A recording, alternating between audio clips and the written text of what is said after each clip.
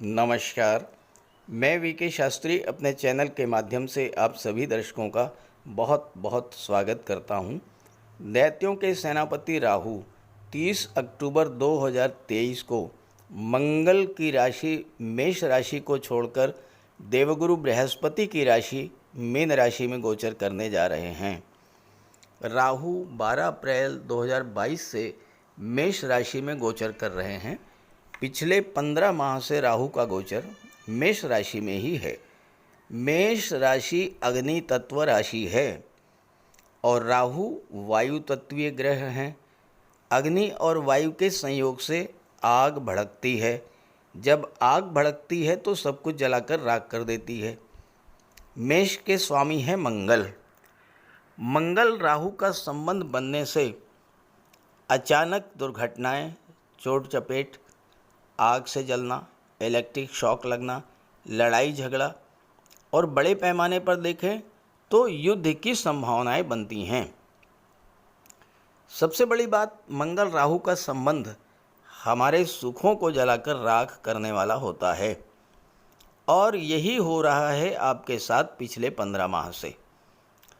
हालांकि ये राशि परिवर्तन 3 माह के बाद होगा और राहु एक राशि में 18 माह तक गोचर करते हैं और ज्योतिष शास्त्र का कहना है कि जो ग्रह लंबे समय तक एक ही राशि में गोचर करते हैं वो राशि परिवर्तन से 1.25 माह पूर्व से ही अपना फल देना शुरू कर देते हैं और इस तरह से मध्य सितंबर से राहु राशि परिवर्तन का फल देना शुरू करेंगे।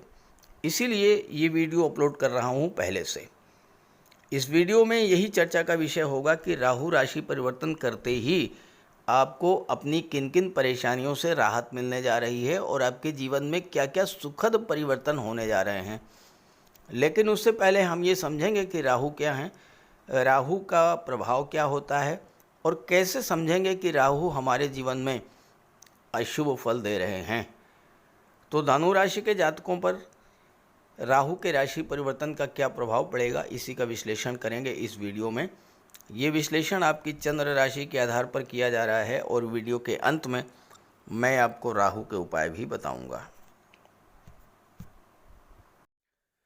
राहु को ज्योतिष शास्त्र में दैत्यों के सेनापति की संज्ञा दी गई है और हमारे जीवन की 60 to 70% समस्याओं का कारण राहु ही होते हैं। लेकिन आज के समय में राहु ही हमें वो सब कुछ दे सकते हैं जो हम पाना चाहते हैं, क्योंकि कलयुग के किंग हैं राहु। राहु एक ऐसा ग्रह है जो अचानक से विपरीत दिशा से एक्टिवेट होकर कार्य करने लगता है।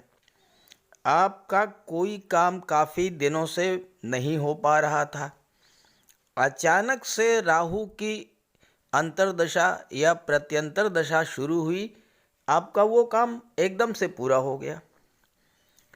राहु के भीतर अतीन्द्रिय शक्ति है और उसमें हर तरह के षड्यंत्र को समझने की क्षमता है, उससे निपटने की भी क्षमता है राहु में। राहु विदेश के भी कारक हैं और इसलिए जिनकी कुंडली में राहु अच्छा होता है वो विदेश जाते हैं, विदेश में बहुत अच्छा धन अर्जित करते हैं। आज की डेट में राहु, केतु, शनि और मंगल जिन्हें पाप ग्रह की संज्ञा दी गई है वही हमें जीवन में ऊपर उठाते हैं, धन वैभव देते हैं, मान सम्मान देते हैं और हर तरह का सुख भी देते हैं।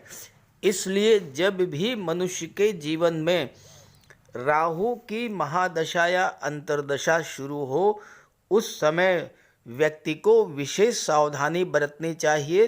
राहु का निरंतर उपाय करते रहना चाहिए ताकि राहु के शुभ फल प्राप्त हो सके। लेकिन यही राहु अगर कुंडली में अशुभ हुए तो तरह तरह के कष्ट देते हैं, बनते बनते काम बिगड़ जाते हैं। तो कैसे पहचाने कि कुंडली में राहु हमें अशुभ फल प्रदान कर रहे हैं, क्योंकि हर व्यक्ति तो ज्योतिष का ज्ञाता होता नहीं है। तो कैसे पता लगेगा कि राहु हमारी कुंडली में हमें अशुभ फल दे रहे हैं। देखिए, कुछ लक्षण मैं आपको बता रहा हूँ। अगर राहु खराब हों तो सबसे पहले तो हमारी मानसिकता को खराब कर देते हैं। मन में लगातार नेगेटिव फीलिंग्स आती हैं। एक अनजाना सा भय हमेशा बना रहता है। राहु हमारी सोच को नेगेटिव कर देते हैं। हमें ये लगता है कि हम जीवन में कुछ कर ही नहीं सकते। मन में भ्रम की स्थिति पैदा होती है और हम रस्सी को भी सांप समझकर उससे डरते रहते हैं। अगर आपके साथ लगातार चीटिंग हो रही हो, लगातार धोखा मिल रहा हो, सरकार से जुड़े कार्यों में लगातार असफलता मिल रही हो, किसी भी काम में मन ना लग रहा हो, अचानक से अशुभ घटनाएं आपके जीवन में घटित होने लगें, तो आप ये समझ जाइए कि राहु आपके जीवन में खराब फल दे रहे हैं और तुरंत राहु का उपाय कीजिए। इसके अलावा राहु खराब हो तो घर में कबाड़ जमा होने लगता है, खास करके इलेक्ट्रिक आइटम्स का कबाड़। राहु पारिवारिक जीवन को खराब कर देते हैं, पति पत्नी के संबंध खराब कर देते हैं, आपस में भ्रम और गलतफहमी की स्थिति भी बना देते हैं। राहु शुभ कब होता है, अब ये भी समझ लें। जब कुंडली में केंद्र के भाव या त्रिकोण के भाव में गोचर करें और अकेले गोचर करें। केंद्र के भाव 1, 4, 7 दशम भाव को विष्णु स्थान कहा जाता है। पंचम और नवम भाव को लक्ष्मी स्थान कहा जाता है। और अगर राहु इन भाव में अकेला ही गोचर करे तो राहु अपनी महादशा, अंतर्दशा या प्रत्यंतर दशा के दौरान अत्यंत शुभ फल प्रदान करेंगे और आपको रंक से राजा भी बना देंगे। लेकिन ध्यान दीजिएगा कि अगर राहु के साथ त्रिषडाय भाव के स्वामियों की युति बन जाए, यानी राहु के साथ तीसरे भाव, छठे भाव या 11वें भाव के स्वामी आकर के बैठ जाएं, तो ये जिस भाव में गोचर कर रहे हैं उस भाव के अशुभ फल आपको प्राप्त होंगे। लेकिन ध्यान दीजिएगा, कुंडली का दशम भाव इसका अपवाद है। दशम भाव में राहु हो और उनके साथ त्रिषडाय भाव के स्वामी भी बैठे हों, तब भी राहु शुभ फल ही देगा। तो इसी आधार पर विश्लेषण करेंगे कि अलग अलग राशि के जातकों को महाबली राहु क्या फल प्रदान करेंगे। तो ये है धनु राशि के जातकों की कुंडली। धनु राशि के लग्न के स्वामी देवगुरु बृहस्पति हैं और देवगुरु बृहस्पति के प्रभाव से धनु राशि के जातक अत्यंत ज्ञानवान, बुद्धिमान होते हैं और दूसरों को शिक्षा देना, दूसरों में ज्ञान बांटना, दूसरों की समस्याओं को सुनना और दूसरों की समस्याओं का समाधान प्रदान करना इन्हें बहुत अधिक पसंद होता है। लेकिन पिछले 18 माह से राहु ने आपकी बुद्धि को ही हर लिया होगा, क्योंकि राहु का गोचर पंचम भाव में है। पिछले 15 माह से पंचम में गोचर कर रहे हैं। पंचम भाव बुद्धि का होता है, तो सबसे ज़्यादा प्रभाव तो आपकी बुद्धि पर पड़ा होगा। पंचम भाव शिक्षा का होता है, पंचम भाव संतान का होता है, पंचम भाव लव रिलेशंस का होता है, पंचम भाव शेयर और लॉटरी से लाभ को दिखाता है, पंचम भाव मनोरंजन का होता है और आपके पूर्व संचित कर्मों को भी पंचम भाव प्रदर्शित करता है। अब राहु तो भ्रम पैदा करते हैं, पंचम भाव शिक्षा का होता है। आप जो पढ़ रहे थे उसी को लेकर आपके मन में भ्रम पैदा हुआ होगा कि मैं जो पढ़ रहा हूँ, जो तैयारी कर रहा हूँ, क्या उससे लाभ होगा, क्या उससे सफलता मिलेगी, क्या उससे नौकरी मिलेगी। किसी बात को लेकर आपके मन में लगातार भ्रम की स्थिति बनी होगी और आपके पढ़ने लिखने की, सोचने समझने की, याद करने की क्षमता में भी कमी आई होगी। आपका स्वास्थ्य भी खराब हुआ होगा। पेट संबंधी समस्याओं से, एसिडिटी है, गैस है, पाचन तंत्र की समस्याएं, इस तरह की चीज़ों से आप परेशान हुए होंगे। पंचम भाव संतान का होता है। संतान को लेकर लगातार चिंता बढ़ी होगी। हो सकता है संतान को लेकर किसी वजह से संबंध भी खराब हुए हों। पंचम भाव शेयर मार्केट को शो करता है, लॉटरी को शो करता है, इसमें भी आपको नुकसान हुआ होगा। आप अपनी संतान के लिए कुछ करना चाहते थे लेकिन नहीं कर पाए होंगे। संतान प्राप्त होने में भी बाधा आई होगी, संतान कंसीव होने में भी बाधा आई होगी। पंचम भाव क्रिएटिविटी का होता है, लेकिन चाह करके भी आप कुछ नया नहीं कर पाए होंगे, क्योंकि आपके मन में भ्रम की स्थिति लगातार बनी रही होगी। रोजगार, व्यापार, व्यवसाय को लेकर एक नई सोच के साथ आप आगे बढ़ना चाहते थे, वो भी नहीं कर पाए होंगे, क्योंकि राहु ने आपको सोच को ही भ्रमित कर दिया होगा। पंचम भाव लव रिलेशंस का होता है। लव रिलेशंस में भी भ्रम की स्थिति पैदा हुई होगी, दूरी बनी होगी। आपने कहा कुछ होगा लेकिन समझा कुछ और ही गया होगा।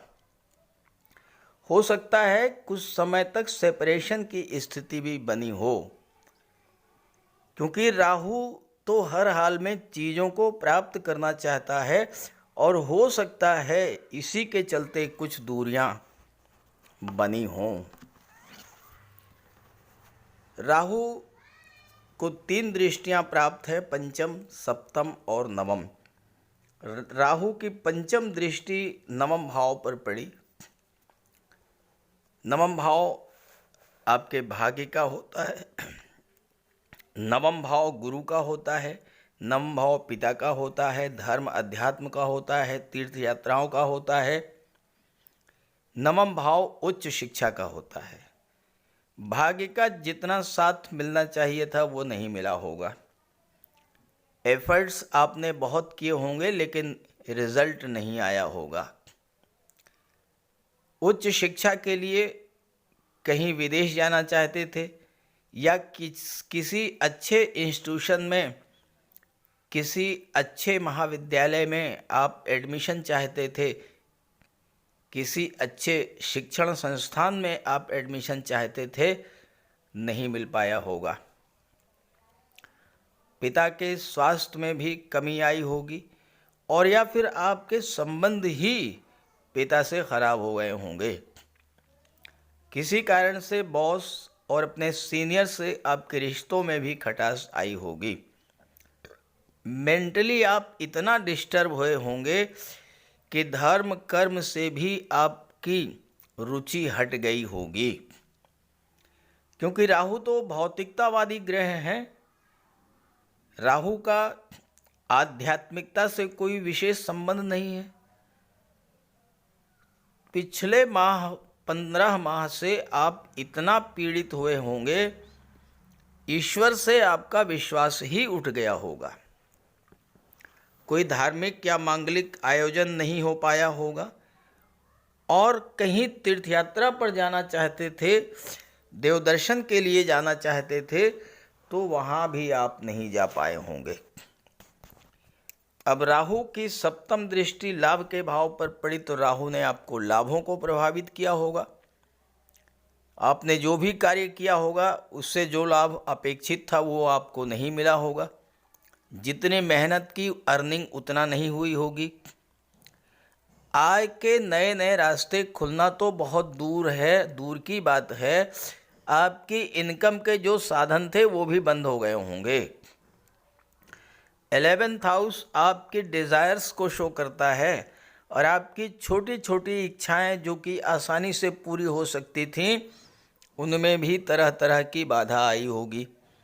और अगर कोई इच्छा किसी तरह से पूरी भी हुई होगी तो बहुत लंबे संघर्ष के बाद एकादश भाव आपके सोशल सर्किल को शो करता है और आपके फ्रेंड सर्किल में भी रिलेशंस में खटास आई होगी।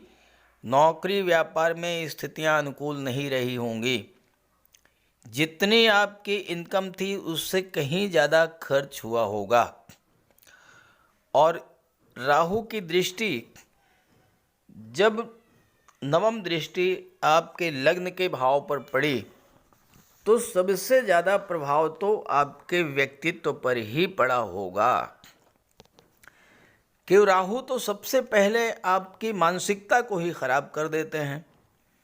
आपकी सोच नेगेटिव हो जाती है, मन में भ्रम, आशंका, अनजाना भय पैदा हो जाता है। आप कोई अच्छा कार्य करने जा रहे थे, पूरे मन से काम किया था, लेकिन अंत तक आते आते वो काम बिगड़ गया होगा। आपने किसी के भले के लिए कोई बात कही होगी, वही बात उसको बुरी लग गई होगी। राहु ने आपके अंदर ओवर कॉन्फिडेंस डेवलप किया होगा और ओवर कॉन्फिडेंस के चलते कोई गलत निर्णय आपसे हो गया होगा और उससे आपका बहुत बड़ा नुकसान भी हुआ होगा। राहु शॉर्टकट के कारक हैं और शॉर्टकट के चक्कर में आपने अपना नुकसान कर लिया होगा। राहु ने आपकी महत्वाकांक्षा को बहुत बढ़ा दिया होगा। और महत्वाकांक्षा की पूर्ति कैसे हो, नैतिक या अनैतिक तरीका, ये राहु नहीं जानता। राहु तो चीज़ों को सिर्फ पाना जानता है। तो इसके चलते भी आपको हानि हुई होगी, मानसिक तनाव, चिंता बढ़ी होगी, डिप्रेशन की स्थिति बनी होगी। क्या करूं क्या ना करूं, इसी भ्रम और तनाव के कारण आप कुछ भी नहीं कर पाए होंगे। राहु के प्रभाव से आपका स्वास्थ्य भी खराब हुआ होगा और सोच में भी नेगेटिव इफेक्ट्स आए होंगे। अब 30 अक्टूबर को राहु राशि परिवर्तन करेंगे। जैसे ही राहु राशि परिवर्तन करके मीन राशि में गोचर करेंगे 30 अक्टूबर को, राहु के जो नेगेटिव फल आपको अभी तक मिल रहे थे उनमें कमी आना शुरू हो जाएगी। एकदम से कुछ नहीं होगा, आप ये बात समझ लें, समय लगेगा। धीरे धीरे स्थितियों में सुधार आने लगेगा। क्यों? उसकी वजह यह है कि जब यहाँ से राहु हट जाएंगे तो यहाँ पर अकेले देवगुरु बृहस्पति का गोचर होगा। जुपिटर अकेले यहाँ पर होंगे और पंचम भाव में गुरु अति विशिष्ट कारक होते हैं और गुरु की दृष्टि नवम पर पड़ेगी। नवम भाग्य का होता है, गुरु भाग्य के भी कारक होते हैं। राहु के कारण गुरु जो कार्य नहीं कर पा रहे थे, अब वो सभी कार्य आपके बनने शुरू हो जाएंगे। सबसे पहले तो छात्रों के लिए सफलता के द्वार खुलेंगे, पढ़ाई में मन लगना शुरू हो जाएगा, मन का भ्रम दूर होगा। संतान कंसीव होने के योग बनेंगे, संतान प्राप्ति के योग बनेंगे। संतान के साथ किसी तरह का कोई मतभेद था वो समाप्त होगा। लव रिलेशंस में एक बार फिर से जो दूरी बनी हुई थी वो समाप्त होगी और प्रगाढ़ता आएगी। इसके अलावा शेयर वगैरह से भी आपको लाभ मिलना शुरू हो जाएगा। कुछ नया करना चाह रहे थे, कुछ नया कर पाएंगे आप। जॉब के नौकरी को लेकर आपके जो मन में चिंताएं थीं वो भी समाप्त होंगी। राहु की दृष्टि पड़ने के कारण भाग्य भाव का जो नेगेटिव फल मिल रहा था वो समाप्त होगा। अब भाग्य भी आपको साथ देगा, क्योंकि देवगुरु भाग्य के कारक हैं। भाग्य के भाव पर दृष्टि पड़ रही है और गुरु की दृष्टि जिस भाव पर पड़ जाए उस भाव को वो गंगा जल की तरह पवित्र कर देते हैं। उस भाव के सभी शुभ फल मिलना शुरू हो जाते हैं। तो गुरु की दृष्टि जब पड़ेगी भाग्य भाव पर, भाग्य का साथ मिलेगा। पिता से रिलेशंस जो खराब हुए थे वो भी ठीक हो जाएंगे। स्वास्थ्य भी आपके पिता का ठीक होगा। बॉस और सीनियर्स से जब आपके रिश्तों में सुधार आएगा तो आपको पद प्रतिष्ठा प्रमोशन का भी लाभ मिल जाएगा। कहीं तीर्थ यात्रा पर भी आप जाना चाहते थे जा पाएंगे। और सबसे बड़ा प्रभाव जो पड़ेगा वो ये होगा कि एक बार फिर से ईश्वर में आपकी आस्था बढ़ेगी, धर्म कर्म में आपकी रुचि बढ़ेगी, आपके घर में कोई धार्मिक या मांगलिक आयोजन होगा। 11वें भाव के जो अशुभ फल मिल रहे थे उनमें भी कमी आएगी, लाभ मिलना शुरू हो जाएगा। जितना आप एफर्ट करेंगे उसी के अनुरूप और उससे कहीं ज़्यादा अब आपको लाभ मिलेगा। आपके जो सोशल सर्किल था, आपका जो फ्रेंड सर्किल जो आपसे दूर हो गया था, वो आपके नज़दीक आएगा। आय के नए नए साधन बनना शुरू हो जाएंगे। विदेश जाना चाहते थे उसमें भी आपको सफलता मिलेगी। विदेश में सेटल भी हो सकते हैं और विदेशी व्यापार से आपको लाभ होगा। सबसे बड़ा प्रभाव राहु के राशि परिवर्तन का आपके व्यक्तित्व पर पड़ेगा। आपके जो विचार, आपका जो व्यक्तित्व पूरी तरह से जो नेगेटिव हो चुका था, जो आपकी मानसिकता खराब हो चुकी थी, उसमें सुधार आएगा। क्योंकि गुरु तो ज्ञान के कारक हैं। जब लग्न पर दृष्टि डालेंगे तो आपके ज्ञान बुद्धि विवेक को जागृत कर देंगे। मन में जो भ्रम था वो समाप्त होगा, भय समाप्त होगा और अब आप जो भी कार्य करेंगे उसमें आपको सफलता भी मिलेगी, लाभ भी मिलेगा और वो कार्य आपका पूरा होगा। आप जो लोगों से कहेंगे लोग आपकी बात को मानेंगे, आपके मार्गदर्शन को मानेंगे, आपकी सलाह को मानेंगे और इससे आपके मान सम्मान में भी वृद्धि होगी। इसके अलावा आप अपनी महत्वाकांक्षा की पूर्ति करने के लिए नैतिक या अनैतिक कोई मार्ग अगर आपने गलत चुन लिया था तो आपको अपनी उस भूल का एहसास होगा। उस अनैतिक मार्ग से आप वापस लौट आएंगे और उससे क्या होगा कि आपके अंदर जो मानसिक तनाव की, चिंता की स्थितियां बन रही थीं वो समाप्त होंगी। स्वास्थ्य में भी सुधार देखने को मिलेगा और सोच भी आपकी अब सकारात्मक होगी। और जब सकारात्मक सोच के साथ आगे बढ़ेंगे तो जीवन में सफलता भी मिलेगी। तो ये तो मैंने चर्चा की थी कि 30 अक्टूबर को राशि परिवर्तन करते ही, जब राहु 30 अक्टूबर को राशि परिवर्तन करेंगे तो क्या क्या सकारात्मक चेंजेज आएंगे। हालांकि एकदम से कोई परिवर्तन नहीं आएगा, समय तो लगेगा लेकिन बदलाव आएगा।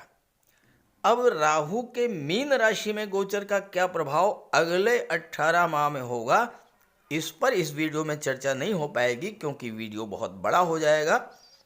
इस बिंदु पर अगर आप जानना चाहते हैं तो कमेंट कीजिएगा।